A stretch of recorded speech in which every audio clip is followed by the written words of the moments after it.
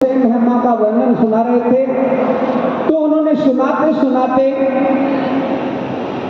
माता शिवा का वर्णन किया, जो शिव भगवान शिव की शक्ति है। और उन्होंने कहा कि हे संतों, आप लोग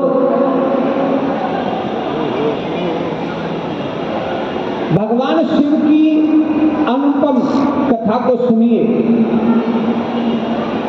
जिसमें भगवान शिव ने अपनी ही शक्ति का परित्याग भी किया और उसे फिर प्राप्त करने के लिए अपनी तपस्या को भी त्याग दिया। वह कथा मैं आपको सुनाता हूं, ध्यान से सुनो। जब माता सती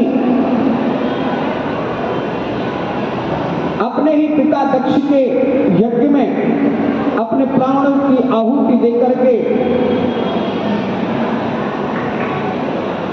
विधेय हो गई, देह का उन्होंने त्याग कर दिया, तो भगवान शिव उदासीन हो गए, वियोगी हो गए, और इस कारण से वह तपस्या में संलग्न हुए। तब उन्होंने घोर तपस्या करने के पश्चात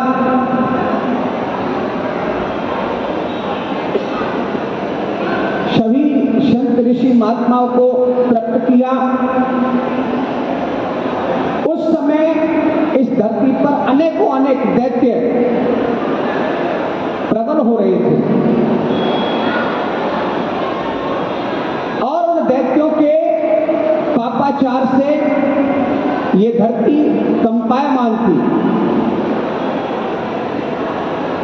इस धरती पर रहने वाले पुण्यात्मा संतजन एवं संसारी मनुष्य सभी उन दुष्टों के पाप से, उनके कोप से त्रसित थे। सज्जनों, जब संसारी मनुष्यों पर विपत्तियां आती हैं, तो उनका जो हृदय है, विपत्तियों को झेलते झेलते उनका अपने जीवन में आवास करते करते इतना शुद्ध हो जाता है कि वह परम शक्ति की आराधना करता है। हम लोग परब्रह्म परमात्मा श्री हरि एवं भगवान ब्रह्मा और शिव की परम शक्ति का जब तक आवाज नहीं करते, जब तक उनको नहीं बुलाते, जब तक हमारे जीवन में कोई कष्ट नहीं आता। हाँ, इसीलिए ज्ञानी जनों ने लिखा है कि दुख में सुमिरन सब करे और सुख में करे ना कोई, जो सुख में सुमिरन करे तो दुख का ही हो। सज्जनों,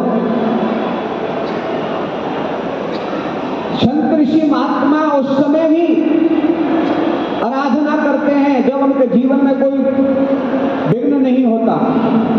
पुण्य आत्मा उस समय भी पूजा करते हैं। हम लोग अवसर आने पर, अवसरवादी हम लोग भक्त हैं, अवसर आने पर, समय आने पर या अपने जीवन में कुछ विपत्ति आने पर ही भगवान के चरणागत होते हैं। उनके चरणों में, माता शक्ति के, माँ दुर्गा के चरणों में जब ही प्रस्तुत होते हैं, जब ही उनसे कहते हैं, माँ ये कष्ट हमारे जीवन में आया है, इसको आप दूर कीजिए, जब हमारे जीवन में कष्ट आता है।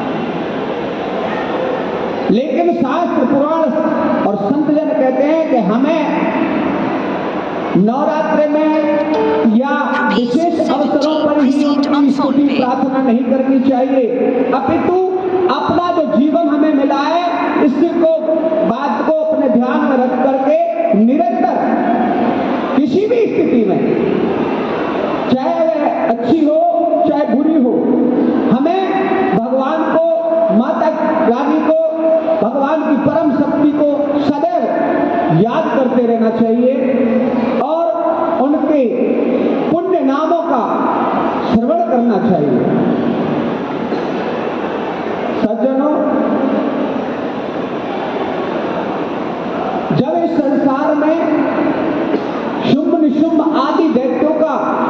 अत्याचार बढ़ रहा था। उस समय सभी देवताओं ने भगवान की प्रार्थना की, ब्रह्मा जी को मनाया, ब्रह्मा जी के पास गए। ब्रह्मा जी ने कहा, बोले मैं तो ये विपत्ति दूर नहीं कर सकता, लेकिन हाँ भगवान नारायण के पास चलते, उनके पास जरूर कोई ना कोई उपाय होगा। जब सभी देवता ब्रह्मा जी के साथ में भगवान नारायण के वैकुंठ में पहुंचे तो उन्होंने सभी ने मिलकर के ब्रह्मा जी के सहित, इंद्र आदि देवताओं के सहित भगवान नारायण की स्तुति की। भगवान नारायण ने पूछा, हे देव लोगों, आप किस लिए आए हो? तो उन्होंने कहा, महाराज, हे प्रभु, हे जगदीश, आप समस्त ब्रह्मांड के कष्टों का निवारण करने वाले हो और इस जगत का पालन करने वाले हो।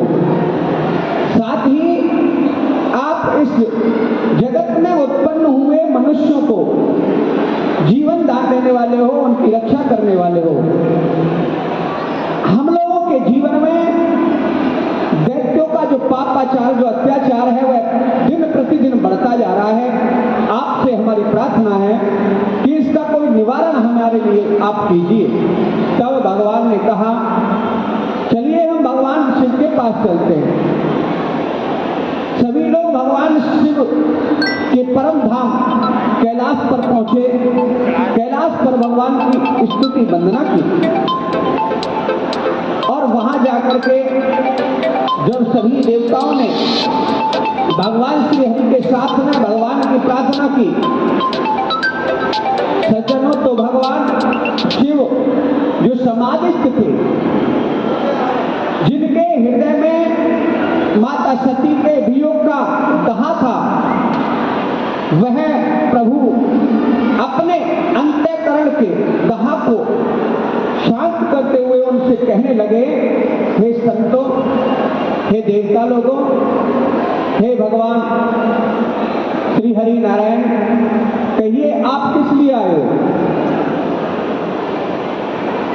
तो सभी ने मिलकर कहा भगवान नारायण से, हे प्रभु, आप ही हमारी विपत्ति भगवान शिव से कह दीजिए, क्योंकि आप ही हैं जो भगवान शिव के परम प्रिय हैं। आप यदि हमारी स्तुति को करेंगे, हमारी बात को भगवान से कहेंगे, तो वो अवश्य हमारे कामना को पूर्ण करेंगे।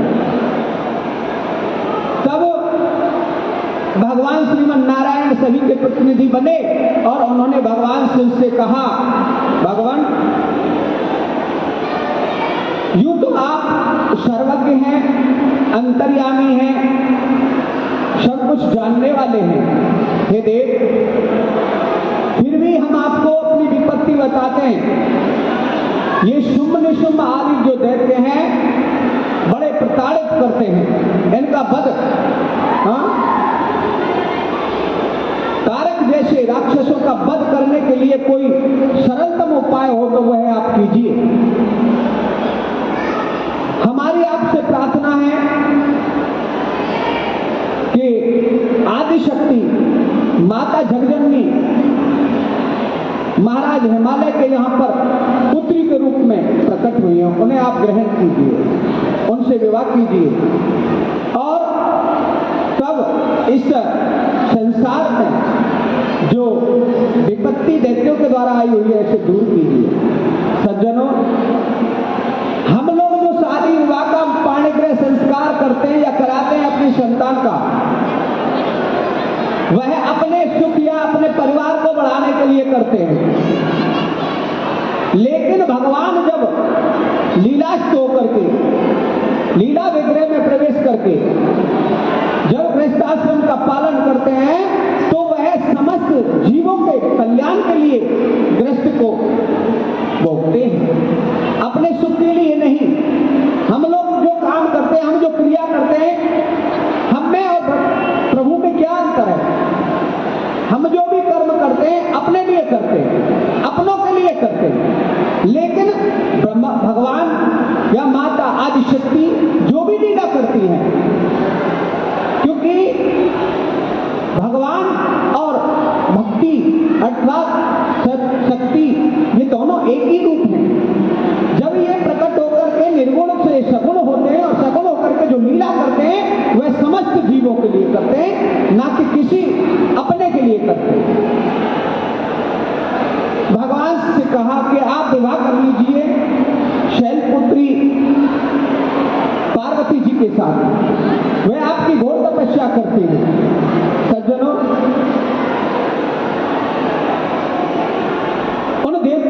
कहा, भगवान श्री हरि विष्णु ने कहा भगवान शिव से, हे अविनाशी, हे घटघट के वासी भगवान शिव, आप ही इन देवताओं के कष्ट को, इस संसार के कष्टों को, इन जीवों के विपत्ति कष्टों को आप ही दूर कर सकते हैं, अन्य किसी के वश की बात नहीं है। और वो कैसे हो सकता है? वो जब सिद्ध हो सकता है, वह कार्य जब पूर्ण हो सकता है जब आप गृहस्थ आश्रम में प्रवेश करें, क्योंकि आपके द्वारा उत्पन्न पुत्र इस महाभयंकर दुष्ट का वध कर सकता है, जिसका नाम तारकासुर है। हे भगवान, तारकासुर जैसे और न जाने कितने ही इस धरती पर असुर घूमते हैं निर्भय होकर के, क्योंकि वह सब जानते हैं कि भगवान शिव जो देवताओं के परम हितैषी हैं, वो तो समाधि में बैठे हुए हैं, हम लोगों को कोई भी अंकुश करने वाला नहीं है। इसलिए हे देव, आप गृहस्थ आश्रम में प्रवेश करें। तब भगवान शिव ने उन सभी से कहा, हे सज्जनों, आप जानते हो कि गृहस्थ आश्रम में कितने कलेश होते हैं। हाँ, ब्रह्मा जी से कहा आप भी गृहस्थ आश्रम में हो, भगवान श्री हरि से कहा आप भी गृहस्थ आश्रम में हो। जानते हैं आप लोग अच्छे से कि गृहस्थी में रहते हुए कोई भी मनुष्य तपस्वी नहीं हो सकता, उसके तपस्या में कोई ना कोई विघ्न आता ही रहता है। हाँ? और मैं तो तप करने के लिए ही इस रूप को धारण करता हूं, लेकिन उसके बाद भी मैं आपके कष्टों को देखते हुए गृहस्थ आश्रम में प्रवेश करूंगा और सैनपुत्री राजा हिमाचल की पुत्री से मैं पार्वती से विवाह करूंगा। आप चिंता मत करो, आप अपने अपने घर चले जाओ। सज्जनों,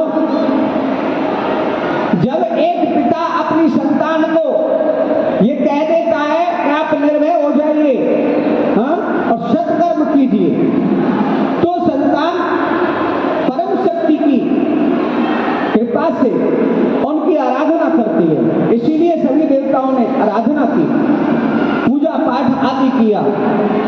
और इधर माता सती को दर्शन भगवान शिव ने दिया, माता पार्वती के रूप में जो प्रकट हुई हैं।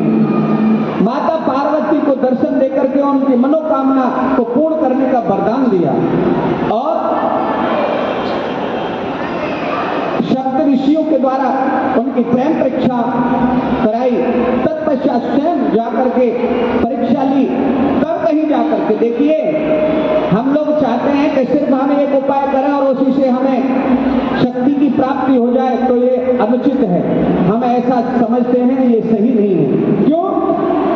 क्योंकि बिना परिश्रम के कोई भी वस्तु नहीं मिलती, और यदि बिना परिश्रम के, बिना किसी तप के, बिना किसी जप के, बिना किसी साधन के यदि हमें कोई वस्तु मिल भी जाती है, तो सज्जनों, हम उसकी महत्वता को पूर्णतः नहीं समझ पाते और उसका दुरुपयोग करते हैं।